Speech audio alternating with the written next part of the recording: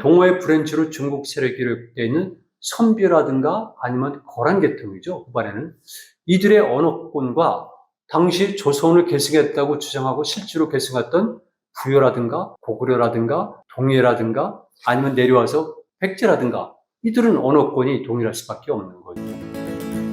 이제 본격적으로 들어가는데요. 이 동아시아 역사에서 보면은요, 역사에서 등장한 많은 이름들이 있는데 동호란 존재가 있어요. 동쪽 호랑캐. 그리고 호라는 존재가 있는데 호는 흉노를 이야기해요. 왜냐하면 중국 역사에서 최초로 통일국가를 이룬 것이 진나라 아니겠습니까? 그래서 진시 황제가 되는 거죠. 시황제가. 이때부터 동아시아 역사에서 파란만장한 일이 벌어지게 되는 겁니다. 왜냐하면 중국 지역이 통일되다 보니까 얼마나 그것이 그 북쪽에 있었던 유목민족들에게 동쪽에 있었던 많은 집단들에게 큰 영향을 끼치겠습니까? 이런 과정 속에서 부딪힐 수밖에 없죠. 북쪽에서 늘 내려옵니다. 식량을 구하기 위해서 자원을 구하기 위해서 늘 북쪽에서 남쪽으로는 일진성이라는 용어를 제가 쓰고 있지만 일진성을 띄고 있습니다. 그리고 당연히 중국 쪽에서는 황하문명권은 반격을 가야 되고요. 그런 과정 속에서 진나라와 그 다음에 흉노와의 충돌이 생기게 되는 겁니다. 그래서 호랑캐 호자를 써서 그들을 호라고 불렀고요. 실질적으로 진시황은 엄청나게 두려워했고 그리고 당시 흉노를 격파하는 과정 속에서 오늘 강에서는 생략하겠지만 유만조선이 건국하게 되는 거거든요. 그래서 호란 존재가 있는데 동호란 존재가 또 등장을 해요. 동쪽 호랑캐. 그럼 동호가 누구겠습니까? 호는 흉노예요. 그리고 흉노는 제국을 이뤘어요. 동호는 동쪽 호랑캐인데 일반 명사니까 고유 명사가 있어야 되는데 설에 등장을 안 해요. 대안이 없습니다. 조선을 중심으로 하는 커다란 정치 체제가 있었다 밖에 볼 수가 없어요. 왜냐하면 동호가 단순하게 이름만 있는 존재가 아니거든요. 그 당시 때 정치력으로 군사적으로 굉장히 막강한 존재예요. 그래서 예를 들게 되면 진나라가 패망하고 한나라가 세워졌을 때 당시 범동아시아의 질서를 놓고 보면요. 4개의 큰 나라들이 각축전을 벌이고 있었어요. 첫 번째는 일단 중국이라고 치죠. 한나라. 그리고 그 전부터 강한 나라였던 흉노가 있잖아요. 그리고 흉노보다 더 강한 집단이 있어요. 월지예요.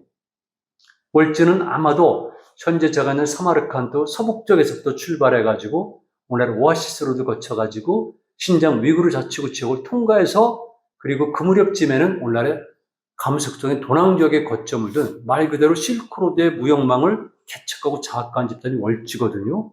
그게 흉노보다 훨씬 강해요. 그런데 그 무렵쯤 가게 되면 흉노가 월지를 격파하게 되는 겁니다. 그리고 또 하나가 뭐냐면 흉노보다 더 강력한 나라가 동호예요. 그래서 당시 흉노의 강한 첫 번째 선우가 모던 선우거든요. 바타르, 용감한 자라는 뜻인데 그런데 월지에 인질로 잡혀갔다가 돌아와서 아버지를 죽이고 다시 선우가 된 2대 묵특이 있습니다. 얼마나 대단하십니까? 묵특 때 비로소 말 그대로 제국을 이루게 되거든요. 묵특을 압박했던 게 바로 동호예요. 동호가 묵특에게 사신을 보내가지고 상당히 정적으로 압박을 가합니다. 무리한 요구를 하게 되는 거죠. 이를테면은 너의 부인을 하나 달라 라든가 그리고 또 말을 달라. 묵특이 다 들어줍니다. 왜냐하면 아직까지 동호랑 싸울 준비가 안 됐거든요. 그리고 동호가 마지막에는 흉노와 동호 사이에 있는 공안지의 빈 땅을 일부 달라고 주장합니다. 그때 묵특이 동호의 입장을 들어주려는 모든 신하들을 그대로 주사시킵니다. 그리고 급습을 해서 동호를 멸망시켰거든요. 이게 바로 동아시아 역사예요. 그래서 흉노가 그때 얼마나 막강한지 당시 한나라도 흉노에게 굴복을 했고요. 그 이후 노상선우 때까지 3대 선까지는 약 60년 동안 당시 한나라가 무죄에 이르기까지는 조공을 계속 바쳤던 거예요. 그 정도로 엄청나게 강한 나라가 바로 흉노였었는데 그 흉노를 압박했던 것이 동호입니다. 그래서 동호가 역사상에서 사라지게 되는데요. 조금 전에 말씀드렸지만 국명은 알 수가 없습니다. 그때 중국 세례 보게 되면 동호가 붕괴되고 나서 선비와 오한이 등장했다고 해요. 그 유민들이 퇴각해가지고 한 무리는 선비산에 거주하고요. 한 무리는 오한산에 거주했기 때문에 본인들이 했는지 중국 사가들이 했는지 모르겠지만 선비와 오한이라는 명칭이 등장하는 겁니다. 그 선비사는 오늘날의 흥할령 북부 지역으로 추정되고요. 오한은 오늘날의 요서지방이에요. 그래서 선비와 오한이 되고요. 선비란 이름 속에서 당연히 수많은 종족 또는 부족 집단들이 있지 않겠습니까? 오한 속에서 많이 있지 않겠습니까? 그래서 예를 들게 되면 우리가 알고 있는 거란족 계열들은 이 오한에서 나온 파들이에요. 나머지 모형부, 탁발부, 우문부 이렇게 고구려들 쟁탈해버렸던 그런 막강한 중국에서 결국은 북위를 세웠고 그 다음에 그 위에 동이 서유로 나눠졌고 북제 북주로 해서 수나라까지 이 선비족들은 탁발부 출신이거든요. 수나라는 조금 다를 수 있지만 기본적으로 탁발부라고 보면 됩니다. 그러니까 결국 선비족의 역사예요. 그래서 선비족과 그리고 거란계통이 있는데 그들은 세를 보게 되면 전부 다 동호의 한 계열들인 거죠. 어떻습니까? 그럼 동호가 얼마나 대단한 집단인가 알 수가 있죠. 그럼 그 당시 때 동쪽 오랑캐로 칭해질 만한 그런 나라는 어디가 있을까? 이상하잖아요. 그래서 현재로서는 대안이 없어요. 특히 북한 학자들이 그 주장을 했고요. 남한의 일부 학자들도 거기에 수용을 하고 있고요. 일부 학자라고 말씀드렸습니다. 중국 학자들은 대부분 그렇게 보질 않고 있지만 이 동호를 조선이라고 보는 경우도 있습니다. 그때 조선이 말 그대로 동호란 이름에서 전체 동쪽에 있는 모든 것을 다스린 거대한 제국이냐? 그건 아니죠.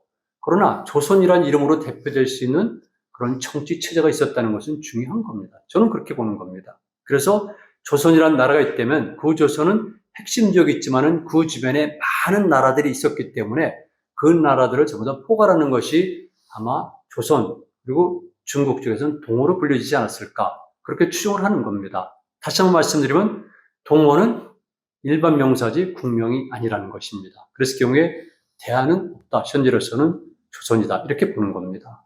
실질적으로 지금 동호의 활동 범위로 추정되는 곳에 고고학적 유물 상태를 보게 되면은 적어도 비파형 동검을 예로 놓고 보더라도 BC 12세기경부터 등장하는데 가장 최근에는 BC 14세기부터 비파형 동검이 등장하고 있어요.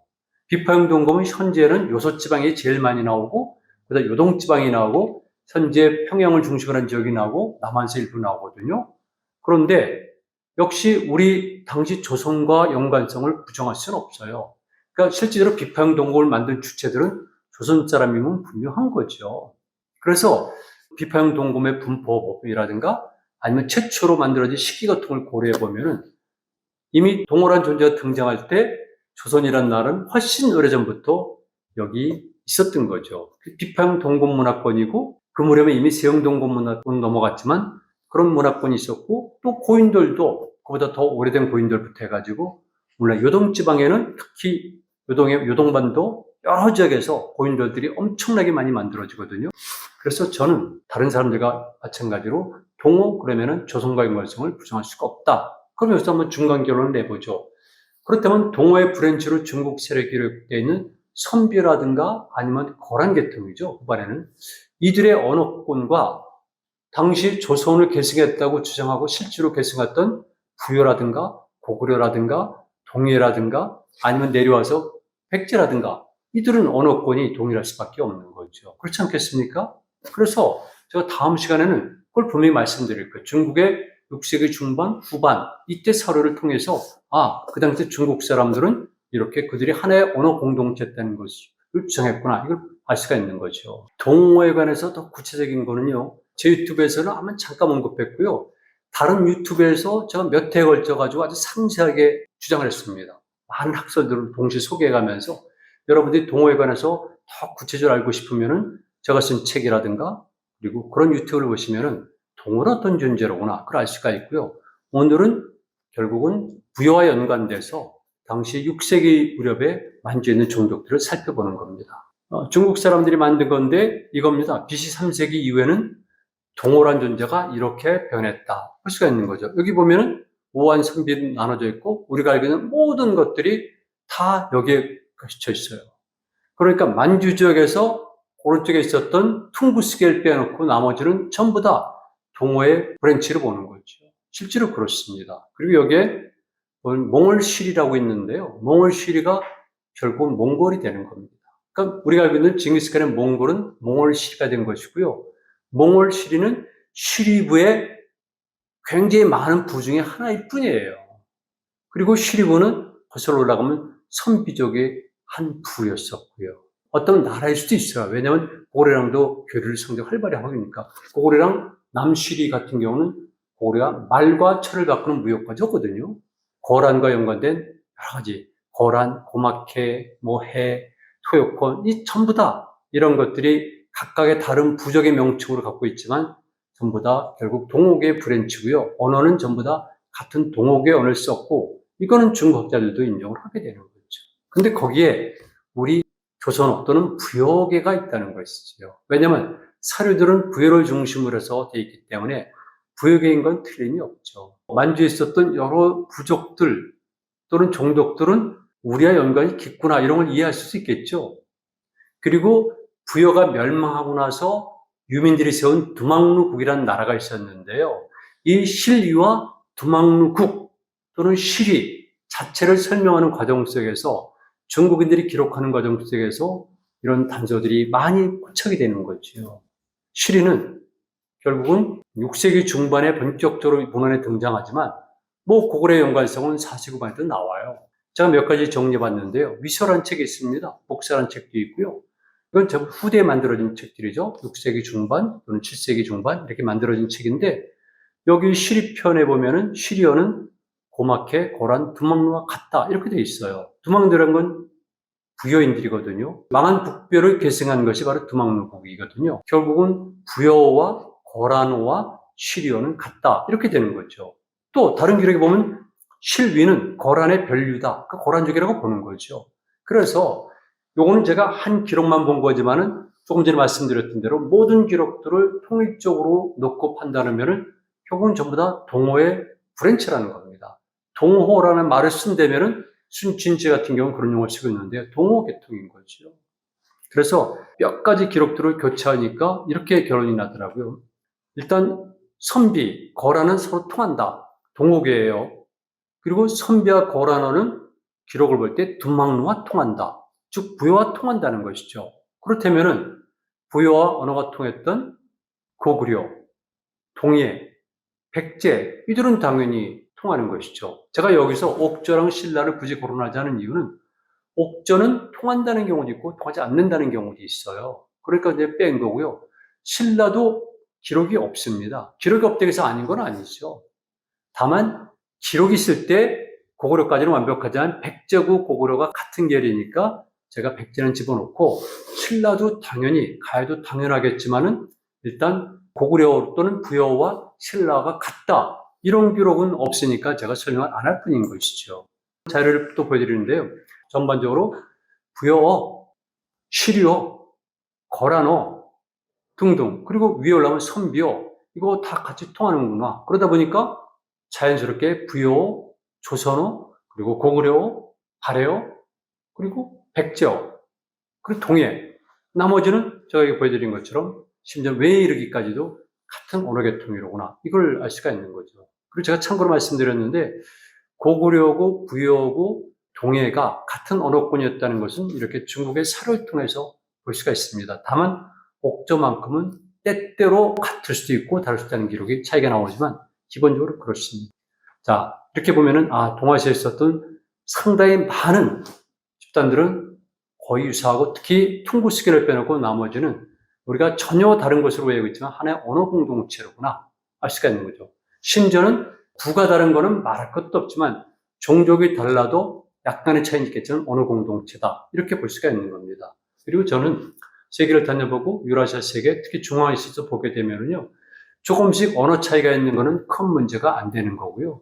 같은 종족이라도 먼 거리에 떨어져 있거나 아니면 생태환경이 달라지거나 아니면 세월이 지나게 되면은 각각 다른 식으로 보이게 되는 거죠. 그러나 기본적으로 같은 겁니다. 우리 역사도 그런 걸 확인하지만 이런 지역에서는 너무나 그런 것들을 확인할 수가 있는 거죠.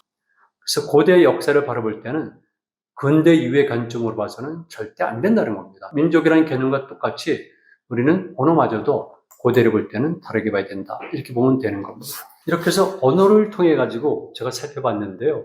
실제 여기에 근거가 된 것이 두막루란 존재, 그리고 시리란 존재거든요. 이 두막루와 시리는 정말 부여 고구려와 너무나 관련이 깊고요.